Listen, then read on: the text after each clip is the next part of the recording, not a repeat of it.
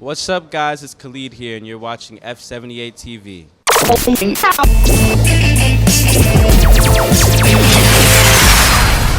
Hey, what's up, guys? I'm your girl Jay here for another special edition of Factory 78. Khalid, how are you? I'm good. How are you? I'm very, very good. Welcome to the UK. Thank you so much. I'm happy to be here. You know what I'm so excited about? I'm excited about the fact that I guess a young phenomenon from the States is over in London. How are you feeling about your show tonight? I'm super hyped for it. Every time I've only been to London once, but the last time that I came to London, I just got so much love and just so much good vibes and energy. So I'm just so excited to go out tonight and see all that positivity and all the support from the fans. And I'm very happy. And you should be happy because, you know, you're such a young man. You're still in your teens. Yes. You know? I'm 19 years old, just turned 19 in February 11th. So, yeah, it's like a couple of weeks back and I'm 19. About a week ago, you was literally. But that is, that's amazing. You're 19. You're over here. You're doing a European tour. Many people your age could only dream about this day. You know, when you were, should I say, let's go back 2 years ago. You know, would you ever think that you would be at this point right now in London talking to me? I actually never even thought that this was going to be what I was going to do with my life. I actually had plans to be a music teacher in my later ends of high school, but I got so lucky and I got so much support in the city that I had moved to, which was El Paso, Texas, and they really stood behind me and they really allowed me to believe that I could do this for a living. So I just kept pushing, I kept working, writing, and then one thing leads to another, and I'm here in London. I got a sold-out tour I just did, and so it's just, life's really amazing. Congratulations on your tour, and people are anticipating the EP. I mean, to be honest, before this interview, I was looking through the Twitter feeds, and people were like, oh my God, Khalid's in London. Oh my God, I'm gonna see him. I'm gonna see him tonight. There's so much love for the fans. What can they expect on your EP? Just a lot of heart and a lot of soul, especially me relating to the fans. And for this project, I really wanted to show so much vulnerability. I wanted to open up as an artist because they support me and they've been rocking with me for a while. So I have to give them the real. I have to give them the honesty. And it's a lot of growth from a lot of the other records that I've been making. And it's an introduction. I feel like it's finally the beginning of everything. It's the start of something great, and I'm kind of introducing myself to all these people, all these different fans, to be like, you know what, this is Khalid, this is what I'm about, this is the beginning, and the next and the next and the next is going to be way bigger and way better. Now, speaking of the beginning, let's start at the beginning of this journey. The track that got everyone's attention, should I say, was Location. Yes. You know, and of course, we have to call it the Location Tour. You had to call it. You know, what was the inspiration for that track? And did you expect that response? Oh my God. So the inspiration for the track, at the time I had went to Atlanta for my spring vacation. I had met up with a couple of producers. We were working together.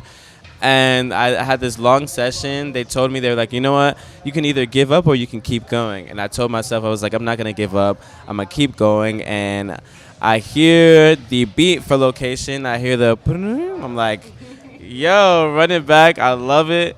And so we kept it rolling, and I made the chorus. I brought it back to El Paso. I had recorded it there with my friends and my family. We were all in the studio together. I wrapped it up, and I was like, you know what? I want to release it right before my senior prom. Yeah. So I released it a little bit before my senior prom. Win prom king. Woo! And I also won with the song because the song has just traveled so much and has grown so much. It's almost like it became its own culture. And so I didn't expect it to happen because I was just, kid in high school, wanting to impress his friends, wanted to do all that type of stuff. And then one thing led to another. It's on Kylie Jenner's Snapchat. It's on Zendaya's Snapchat, P. Diddy. All these different people are liking the song. And I'm like, you know what? I'm still that same boy that I was back in the day. So I just really love music. And so just the fact that the song could travel so far, just for the love of music, and people can listen to it who actually love music, that amazing, insane. Exactly. And you know what, I think it's so key that you've said it's for people that love music, because no shade to anybody else that's out there, but I think No shade. I mean, he's a new artist. We ain't trying to get no beef, you know. But I think a lot of music nowadays has lost its meaning, and I'm a lover of old school. You give me Anita Baker, you give me Luther Vandross, you give me Sade, you know, you give me Earth, Wind and Fire. I'm good to go, you know. But a lot of people these days don't even know who those people are. Who would you say are some of your musical influences? So you name one right off the bat. Sade is just so, her voice is so beautiful. She's just so sultry and smooth. Who else? You have Bill Withers, you have Billie Holiday, you have Michael Jackson. Then we take it to the 90s. You got Aaliyah, you got Brandy, you got Usher. Take it a little bit more. You got India.Arie, you got Music Soul Child. Just all of these people are just so influential to me because they really make music from the soul and they make it from the heart. They do it because they love it. And like seeing that, it's so admirable, especially from all these artists. And I'm like, you know what? I kind of want to incorporate that with my own music. And even though my music kind of stretches so many different boundaries and it's super eclectic, I feel like there's always the sense of soul because you listen to a soul song, it makes you feel good. It makes you feel. It makes you feel feelings that you didn't even know that you could feel sometimes, and that's kind of the effect that I want to have on all the fans. Of course. And you definitely have been having that because people have likened you, like they've said that you have an old soul, you know. And I know that saying because people used to say it to me all the time. But I think it just shows that you are in touch with yourself and you have should I say a sense of maturity that is far beyond your years. You know, growing up, who were you listening to as a kid in the house? In the house, my mom, she actually sings in the Army. So I feel like she was one of my biggest inspirations. She would always sing me all the songs that she would write, lullabies, things like that. And she would always have music playing in the background, no matter what song it was. I mean, she grew up in the 80s, and so she loved like Janet Jackson and all that type of stuff. Yeah, so she would play all of that in the house, and she would clean, and she would always sing me all these different songs.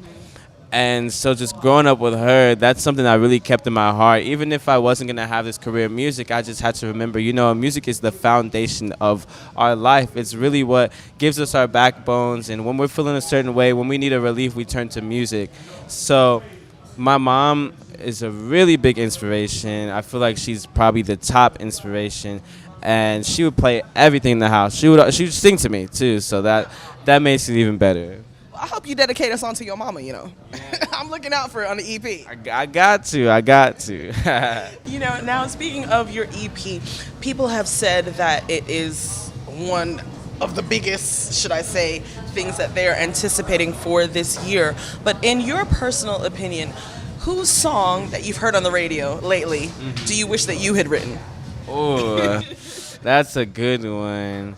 Russ, Losing Control is a really dope song. Actually, another artist who writes crazy records is Black. He's super dope. He's a good friend of mine, too. And, like, I listen to him, like, yo, his pen game is so hard. I'm like, if I could write the stuff that he writes, he's so smooth. Who else? My dear friend Kalani writes crazy records. Exactly, crazy.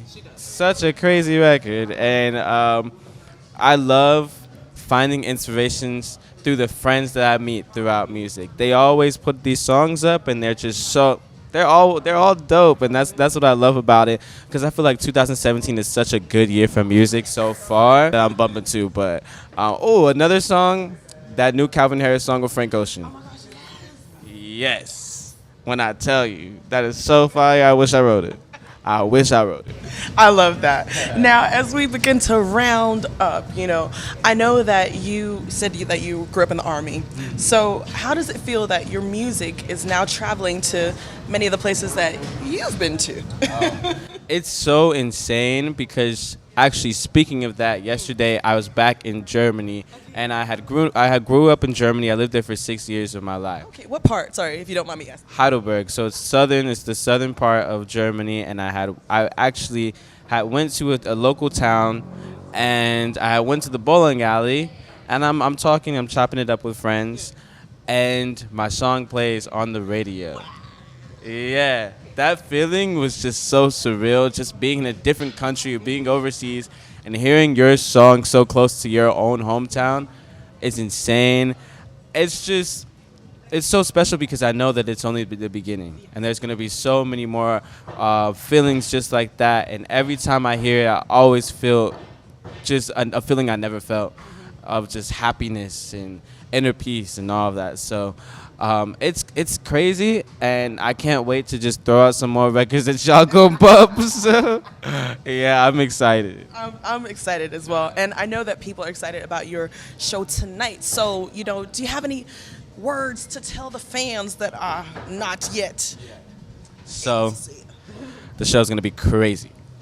It's gonna be great. I mean, I'm gonna put it all out on the table. I'm just gonna relate to the people, and I'm just gonna give the best performance that I possibly can, and just really let them know that you know what, this is all real. Like, this is all from the heart. This is all from the soul, and I want them to feel that. And so, if you missed this show, you got to get to the next one when I come back.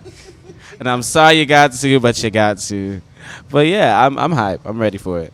And I'm definitely ready to see you tonight. And before we go, I said I had hair envy. Like, you have to explain your look to me because I love it. It's like you're giving me, you're giving me 90s, you're giving me 80s, you're giving me everything. Tell me a little bit about it. So I've been growing my hair for 5 years. And, sometimes I trim the top a little bit. But one day I was like, I'm not really rocking with the sides. So buzz, just shave the sides off, and then, hey, that's it right there.